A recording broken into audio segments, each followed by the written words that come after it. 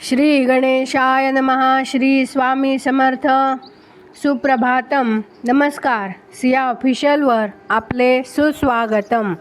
योगेशं सच्चिदानंदं वासुदेवं व्रजप्रियं धर्मसंस्थापकं वीरं कृष्णं वंदे जगद्गुरुं. आज आपण महाभारतातल्या पहिल्या खंडातल्या आदिपर्वातले वसिष्ठ ऋषींचे उपाख्यान पुढे वाचायला सुरुवात करूया. गंधर्व म्हणाला, अर्जुना, पूर्वी कल्माशपाद नावाचा एक राजा या पृथ्वीतलावर होऊन गेला. हा राजा इक्ष्वाकू वंशातला होता आणि त्याच्या तेजाला अखिल विश्वात दुसरी जोड नव्हती. एकदा तो राजा आपल्या नगरातून बाहेर पडला आणि मृगया करण्यासाठी वनात गेला. मृगांची आणि वराहांची शिकार करीत तो वनात खूप हिंडला. त्या अतिशय निबिड अरण्यात त्याने पुष्कळ गेंडेही मारले. या दगदगीमुळे तो अतिशय थकून गेला आणि शिकार थांबवून तो परत फिरला. हा राजा आपला यजमान असावा असे विश्वामित्राला वाटले.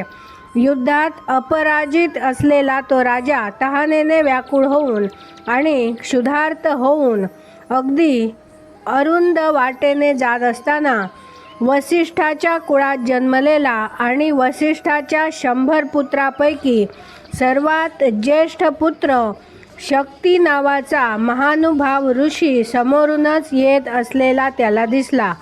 अरे चल, माझ्या मार्गातून दूर हो, असे राजा त्या ऋषीला दरडावून म्हणाला. तो ऋषी मात्र राजाची समजूत घालण्यासाठी अगदी सौम्य शब्दात राजाला म्हणाला, महाराज, हा मार्ग माझाच आहे. म्हणजे ब्राह्मण बरोबर नसता एकटाच क्षत्रिय असेल तर मार्ग क्षत्रियाचा, पण ब्राह्मण जर बरोबर असला तर मार्ग ब्राह्मणाचाच. हा प्राचीन काळापासून चालत आलेला शिष्टाचार आहे.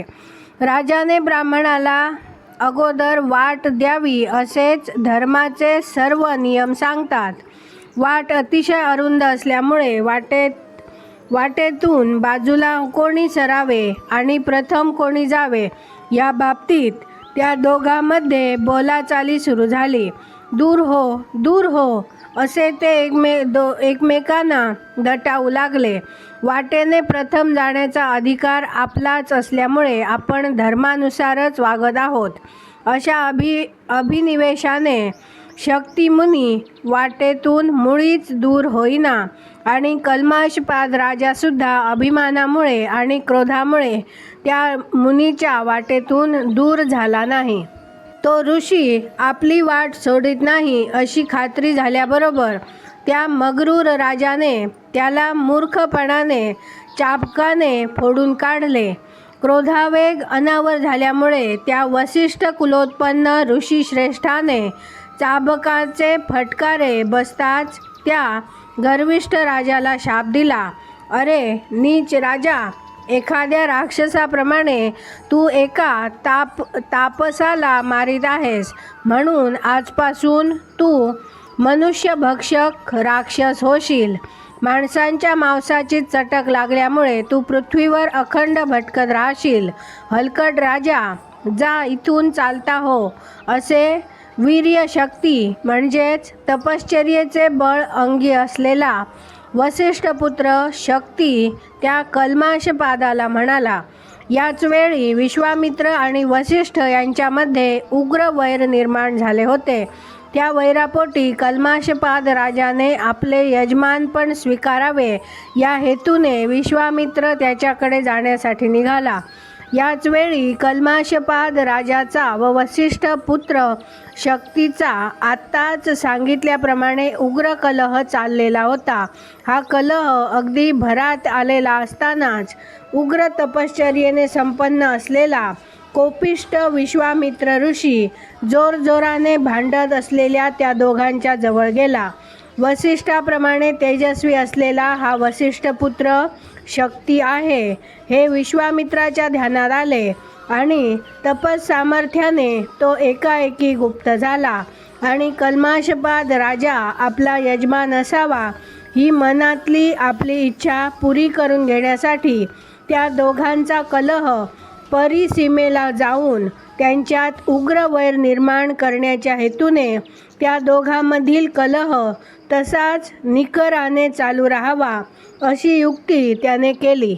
वसिष्ठपुत्र शक्तीने तसला तो दारुण शाप दिल्यावर तो बलदर्पित कल्माशपाद राजा त्याला शरण गेला आणि त्याला प्रसन्न करून घेण्यासाठी तो त्याच्याशी अगदी मर्यादशीलपणे बोलला. पण राजाच्या मनातला अंतर्गत भाव ओळखून विश्वामित्राने त्याला राक्षसाला राजाच्या शरीरात संचार करण्याची आज्ञा केली. वसिष्ठपुत्र शक्तीने राजाला अगोदर शाप देऊन ठेवलाच होता, त्यात आता विश्वामित्राच्या चिथावणीची भर पडली आणि किंकर नावाच्या राक्षसाचा राजाच्या शरीरात संचार झाला.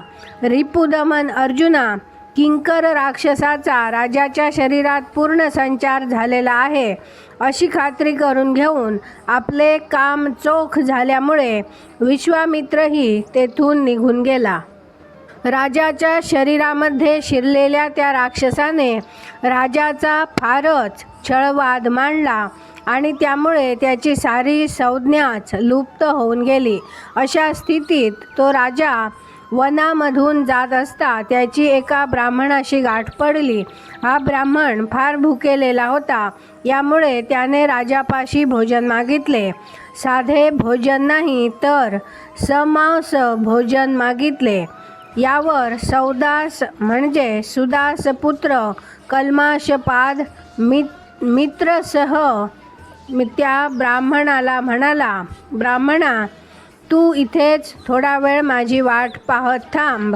मी परत आल्याबरोबर तुला तुझ्या इच्छेप्रमाणे भोजन देईन. इतके बोलून राजा तेथून निघून गेला आणि ब्राह्मण तिथेच थांबला. राजा यानंतर वनात मर्जीला येईल त्याप्रमाणे मनसोक्त हिंडला. राजधानीत परत गेला आणि आपल्या अंतःपुरात शिरला.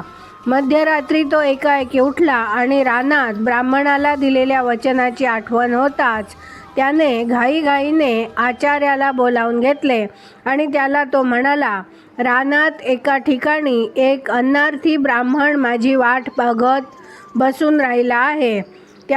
त्याच्याकडे तू समांस भोजन पोचते कर. आज आपण इथे थांबूया. पुढची कथा आपण उद्या वाचूया. माझ्या सिया ऑफिशियलला सबस्क्राईब केले नसेल तर कृपया आत्ताच सबस्क्राईब करा आणि दररोज महाभारत कथा ऐकण्याचा आनंद अवश्य घ्या. बाजूच्या बेलवर क्लिक करून लाईक करायला विसरू नका. शेअर करा, कमेंट करा आणि राधे राधे लिहायला विसरू नका. धन्यवाद. जय श्री कृष्ण.